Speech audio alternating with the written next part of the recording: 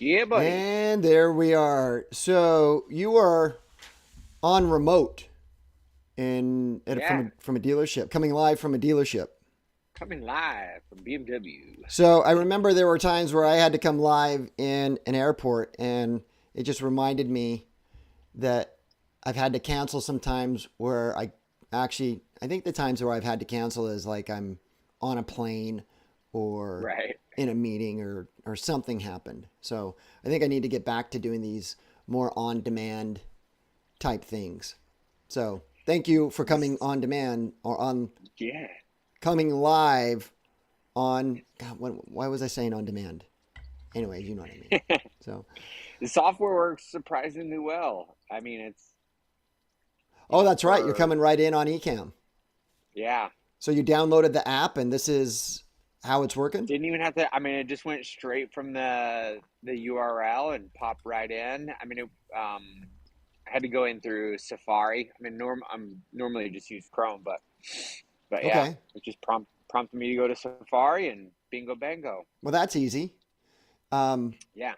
okay, so I just got back from Las Vegas, Nevada, a big real estate conference that I was up, and I hosted a competition on the AI Innovator. Do you remember me talking to you about that? Yeah, yeah. Okay, so we ended up getting more than 40 submissions on how That's people are awesome. using AI. I was really happy about that because when the idea came up and they were talking about, yeah, let's do this. We're going to find like the top 5 people on how they're using artificial intelligence, and then we're going to do an audience. So it was all this excitement, but I'm like, yeah, we like got 30 days. I don't like that idea. I don't want to just stack more stuff on top of more stuff, but I'm glad we did it. It was a lot of fun and came out with a lot of there's a lot of innovation that's going on in the real estate industry, I should say, Yeah. on how they're utilizing artificial intelligence. And one of the innovations that I saw was I didn't do the actual count, but about a third, maybe a quarter to a third of the submissions where it was the entrepreneur spirit, where Yeah. the person who submitted it, they were pitching like a product that they had Yeah. created using AI. Most of it was just a prompt Yeah. wrapper. So it wasn't anything, you know, it wouldn't probably be something for you or me that we would find very innovative. But what the innovative part was is that there's an opportunity to create products that utilize AI Right. that sales people or the consumer can use. So I thought that was pretty cool. So what was some of the big takeaways, the big winners, like your like Interestingly, any good ahas? um, and I have to write up a brief on everything that went out. But the big winner was a person who's using AI avatars, a digital twin.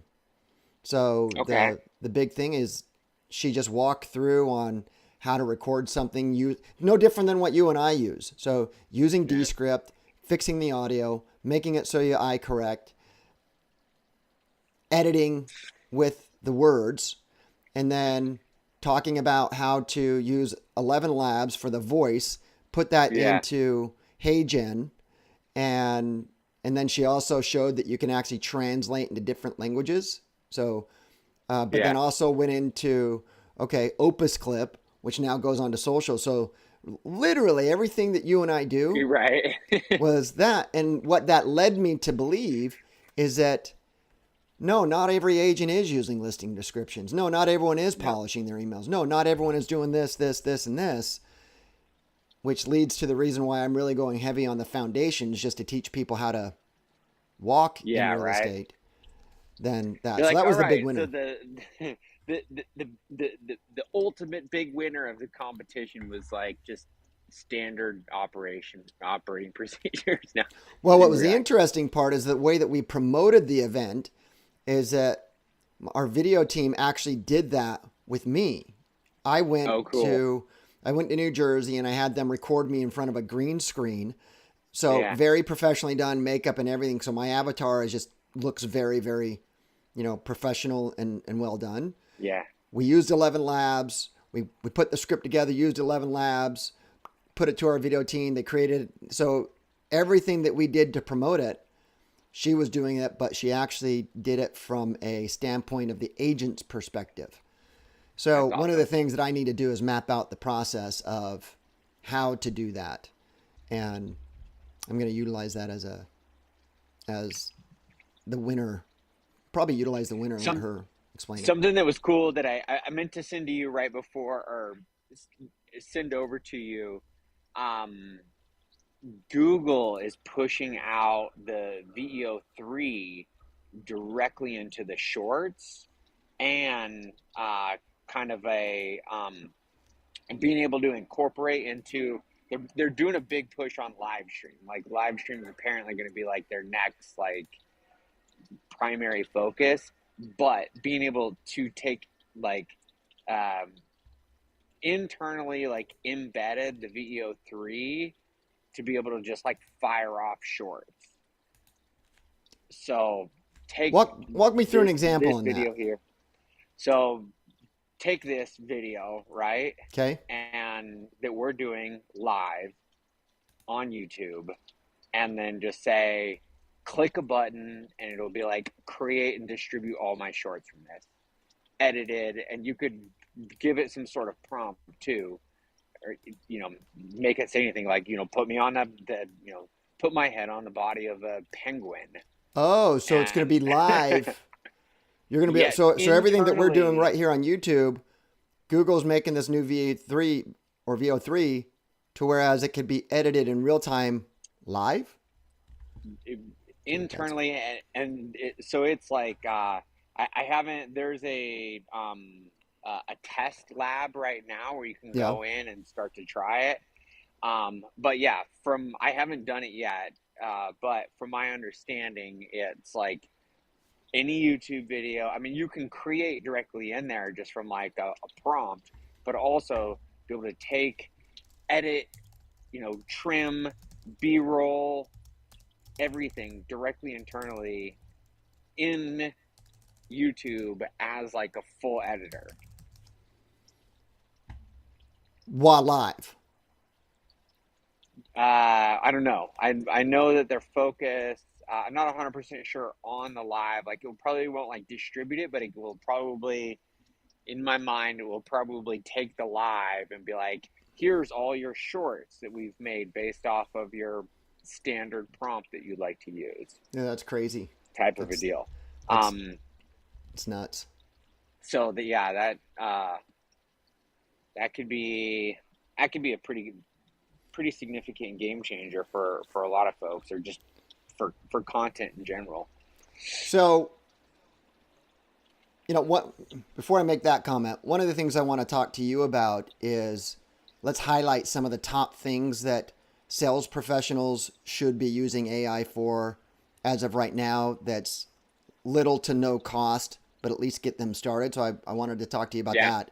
But in regards to the whole Google VO3 and we have ChatGPT and we have Claude and we have Grok, there's a lot of big players right now that are doing some really great things. And I keep going back to that conversation that you and I had when we were on the phone when ChatGPT was being announced and I couldn't get in and you got in. And actually, no, Mm-hmm. it's not that I couldn't get in. It's that you got in, you're playing with it and you're like, hey man, you need to get in on this. And so you Right. sent me, and that wasn't even 3 years ago. So when you start looking at the rapid deployment of Yeah. AI and how it's growing, when we look back in the internet, it grew really fast and it changed our culture really fast in the recent history. But now you start looking at AI and they're using AI to work on AI to actually Right. further rapidly deploy AI. It's just it goes to provide substance or backup that the agent or the sales professional or just the professional AI is not going to replace that person with some degree of truth, but it's going to be the person who adopts AI that's going to replace the person who doesn't use AI. Right. And I remember listening to something and this was years ago. This was before ChatGPT, but Elon Musk said that we're all cyborgs when I was listening to him about the Neuralink. And he's like, you're walking around with this supercomputer, and Yeah, the only problem that you have is there's a latency between you because you have to type things in. He's like, there's a latency yeah, between you and the computer, but as technology continues to advance, that latency is going to get smaller, and we are a cyborg society, which is yeah. kind of weird. So in regards to your like sales comment, like how sales folks best practices type of a thing, is that the thread that you're like touch on and unpack a little bit more? Yeah. So when I think of a sales cycle, and this is from my point of view, regardless of the industry, you've got a prospect, which means prospecting is lead generate. So you got to generate a lead. You've got to nurture Correct. that lead.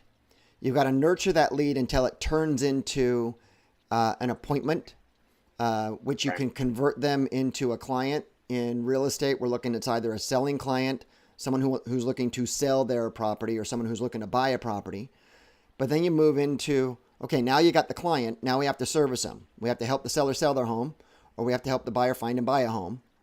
And then it goes into the service of helping them negotiate through the escrow, actually negotiate any type of offer, go through the process of escrow and disclosures and all that good stuff. And then when it closes, now you've got to stay top of mind for repeat business and referral. So I look at that that seems to me as the journey, a general journey of any sales cycle for any Yep. industry.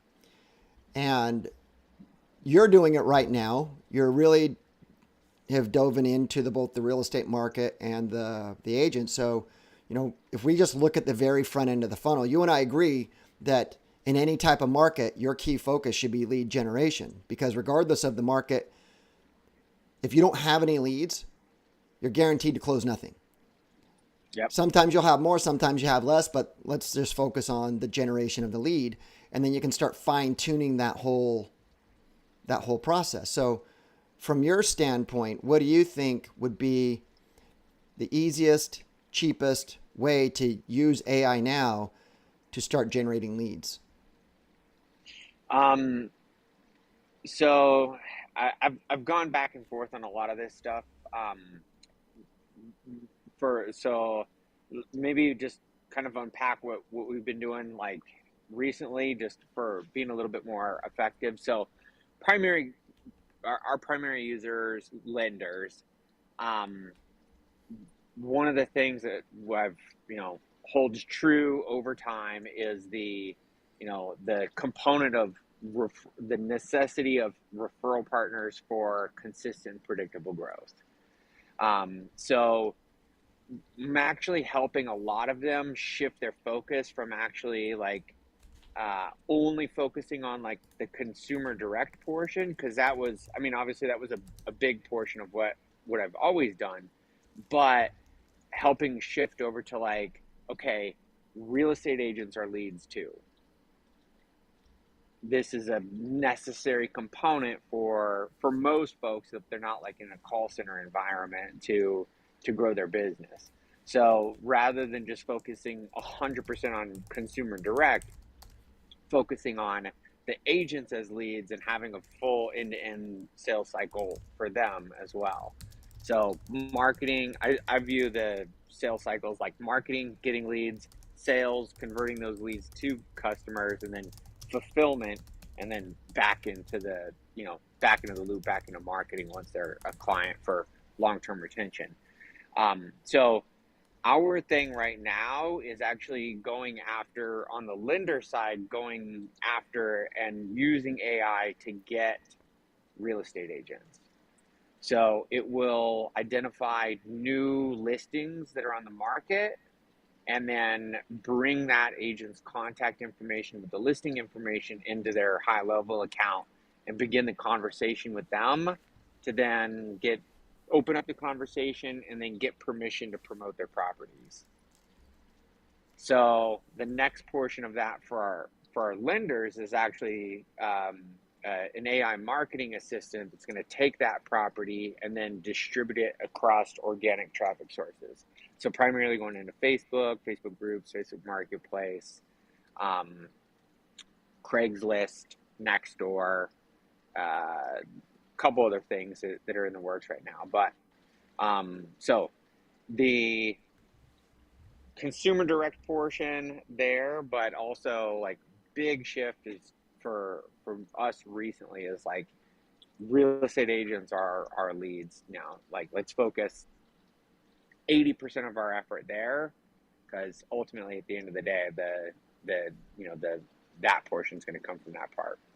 You know. So the interesting thing, what you just explained to me, is typically the loan officer relationship with the real estate agent, and you're just Yep. tying in technology. And it seems to me that what the loan officer brings to the table for value to entice the real estate agent is the marketing tools. Is, hey, let me help you. Let me take your property. Let me do it. Let me help you generate leads.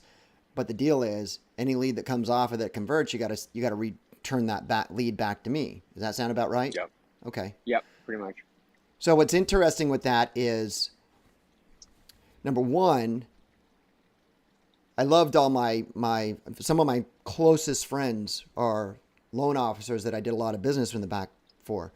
What ended up frustrating me years ago when I was in production is that the referrals continue to go out from me, but I never really got an equal amount back. And Yeah.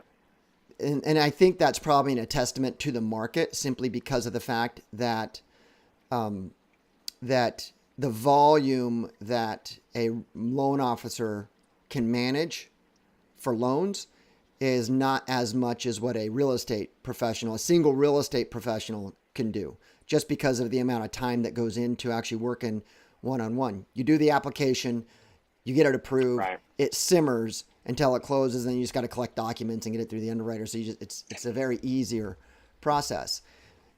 So I think one of the challenges that are going to come up, and I don't think it's probably that really big of a challenge, because I think what we're dealing with is my job is to make sure that we educate the real estate agent to do just that. Yeah.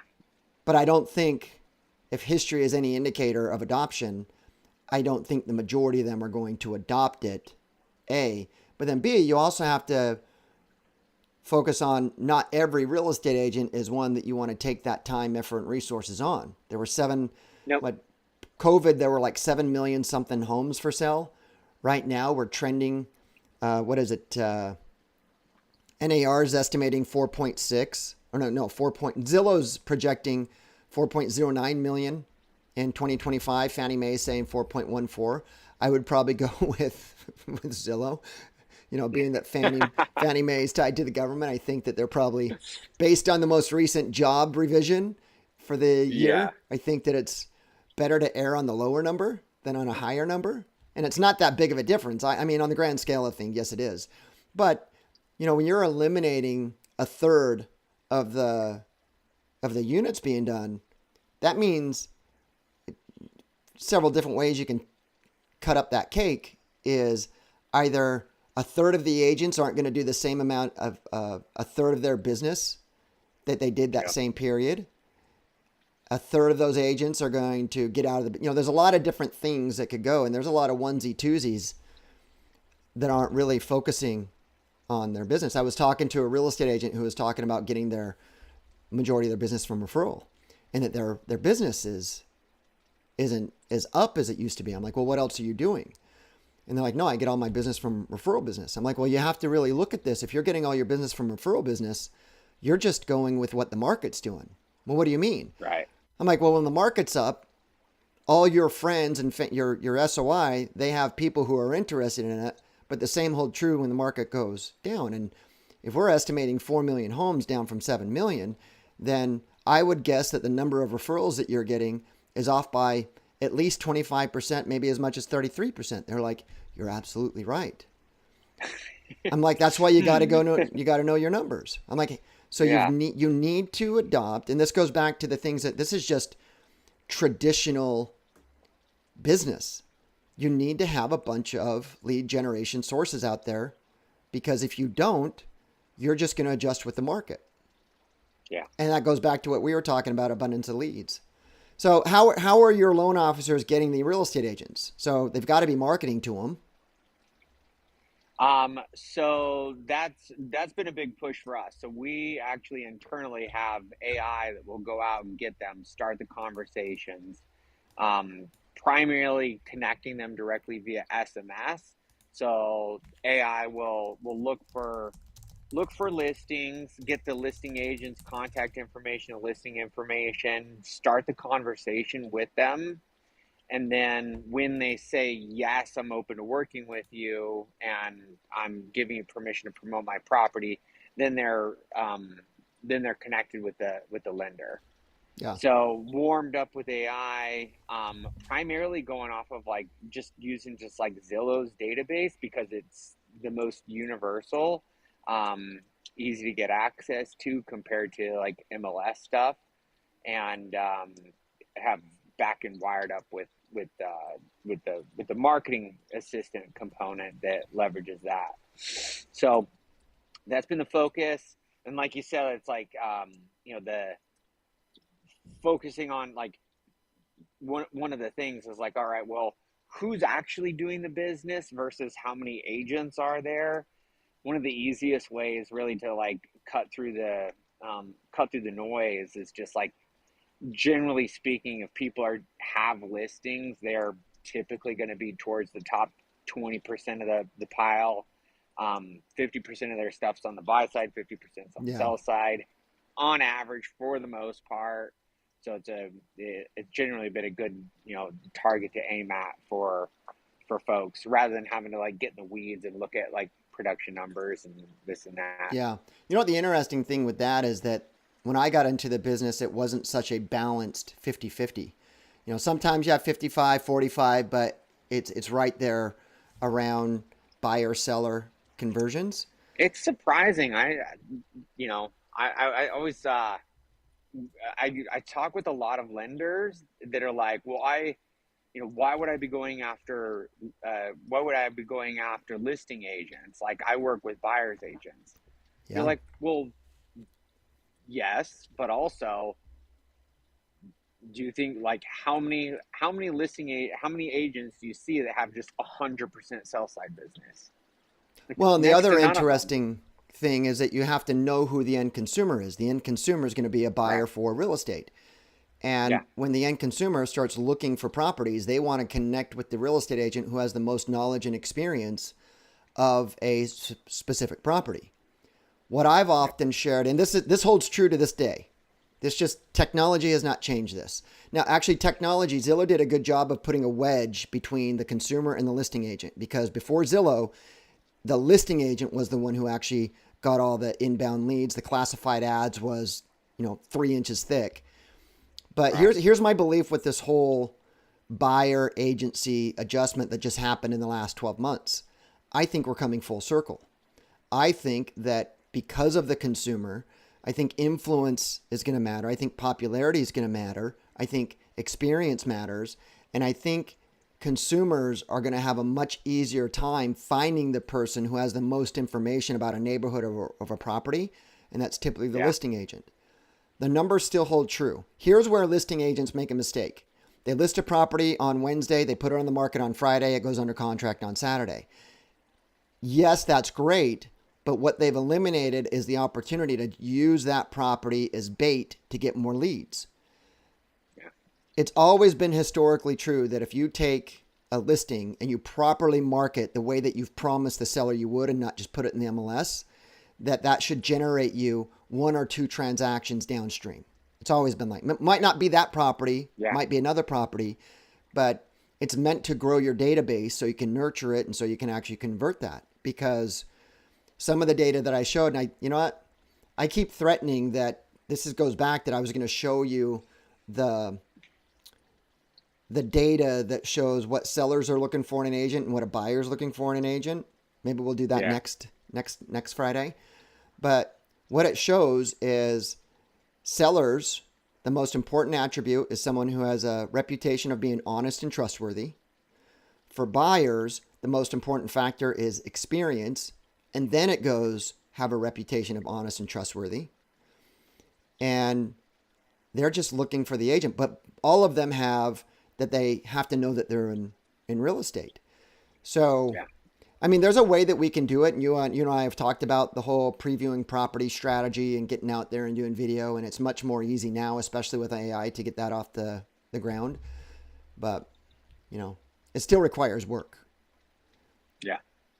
And that's the key thing. So I'll share that next week. So you and I are coming up on time. Any other... Oh, before I do that, the cool thing is with this, just to talk more about AI, this is being fed live into both our YouTube streams, and I think you have it set up the same way I do. What's going to happen now is that Opus Clip is actually going to automatically pull this video, and it's going to give me the shorts that I can now go and just go straight to TikTok or Reels or whatnot. So do you have yours set up that way? Yeah, remember I told you to do it. Oh, you told me to. That makes sense. That actually makes more sense than anything. All right. All right, man.